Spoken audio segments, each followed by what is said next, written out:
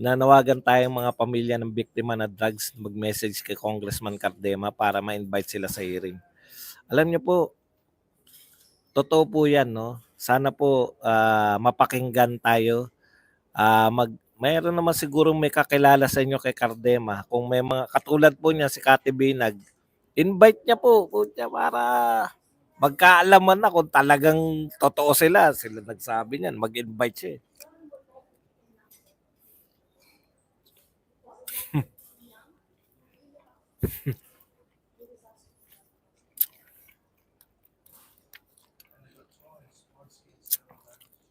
Yung orchestrator po nito, hindi po nila ine-expect na a-attend talaga si Tatay Digong. Ito gusto ko to. Pati po yung nanay ng mga magulang at kinidnap ni Sator at ni Franz Castro. Yan, ang ganda ng mga suggestion nyo. Ako natuwa ko ron ha. Yung mga, hindi ko naisip yun eh. Kasi nag-iisip ako sino yung mga magandang imbitahin eh. Yung mga magulang, yung naalala nyo yung may grupo po ng mga magulang na yung nagrarally anti yung mga anak nila yung na-recruit nito nila Manuel, no? Ang dapat yung na-recruit ng mga kabataan, yung taga PUP, Congressman Cardema, yun po. Okay po yun. Kasi Garma, talaga namang lagi nila inimbita yan. Na-expose ni Tatay Diggs ng isang taong kapag nag-i-English, mga sobra naman.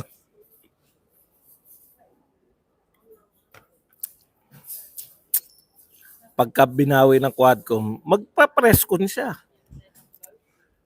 Aatin kami.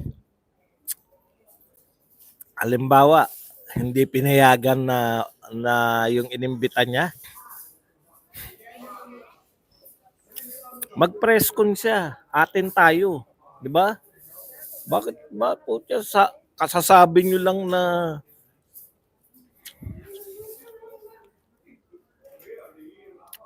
good afternoon, Kuya Host Badong, Corazon Austerio. Si Kate Taraka na body-body ni Manuel na ngayon isang Marines na. Agree po ako. Ayun, yung Marines na yan. Dati bang kabataan yan? Agree po ako, imbitahin si Kati Binag at iba pa. Hindi yung mga recruit nila. Para ipasampal dyan sa mga yan. Tatanggapin niya ni Miss Kati Binag. Gustong-gusto niya. Si Garma, kala mo napakabait na paiyak-iyak pa nanunutok nga yan ng pulis. Duterte yung mga magulang na rape at pinatayan ka ng mga anak, dapat yun nandalhin nila sa mga hearing. Kita nyo, no? Wala na pong palaban na po mga tao eh. Wala na po atrasan to. Tsaka yung open ng passbook. Hindi po ubra na si Pangulong Duterte lang, no? Ito po yung pahayag natin diyan. Dapat kayo din. Kayong mga taga-Quadcom. Total, hindi po pwedeng kayo lang nag-aakusa tapos hindi kayo pwedeng maglabas, waiver. Waiver din kayo. Bakit? May tinatago rin kayo. Same lang. Inaakusahan nyo si Tatay Digong maglabas ng waiver kung walang tinatago. Inaakusahan din namin kayo. Kaya nyo inimbestigan si Tatay Digong dahil meron kayong mga tagong yaman na galing dyan sa mga makikinabang. Pag si Tatay Digong ay, di ba? Pwede po ba para maliwanagan kami, mag-waiver din kayo? Kahit yung 4 na chairman lang, solve na kami. 4 na chairman, tsaka si Congressman Saldico, at tsaka si Romualdez. Puta, masayang-masaya na si Badong nun. Di ba? Wala nang yun. Talagang matutuwa na tayo nun. 6 lang. Yung 4 na Quadcom.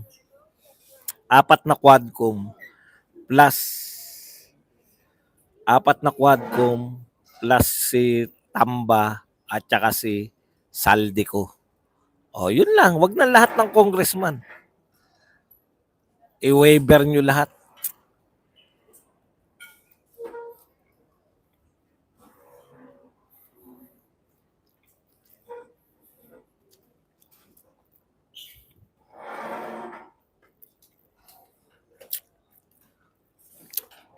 Tsaka yung kaso ni Kan, hindi pang matino. Senator Bato, tulungan si Congressman Cardema mag-attempt mga magulang ng pulis na matayan sa drug operation. Hindi po pwedeng makialam si Senator Bato. Congressman yun. Senado po si De La Rosa. Oo nga, hindi po pwede makialam si De La Rosa doon. Kung po pwede, di pakikialaman din ni Martin yung Senado. Actually, pinakikilaman niya po.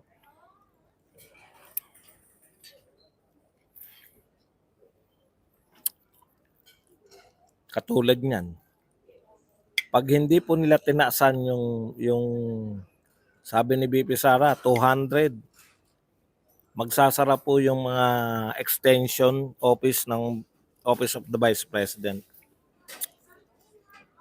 Nasaktan sila sa sinabi ni Cardenas na dati lahat sila naka-piece off kasama si Tatay Digong. Ngayon yun talaga masakit no? Yun talaga yung masakit. Dati Duterte kayo, no? Masakit talaga yun Kasama kayo sa war on drugs. Biglang ngayon, putya. Yung mga sumukong NPA sama din ni Cardena. Dami nun. Puta, yun na lang. Yari sila doon. Gagaling pa naman magsalita nun. Bakit naman po dati naman na, alam niyo yung pinopondohan ng WOD.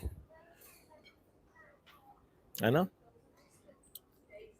Si BBM pala yung sinabi ni BP na may handler, si Trilling at antivirus, Barsbong, Badong. O nga.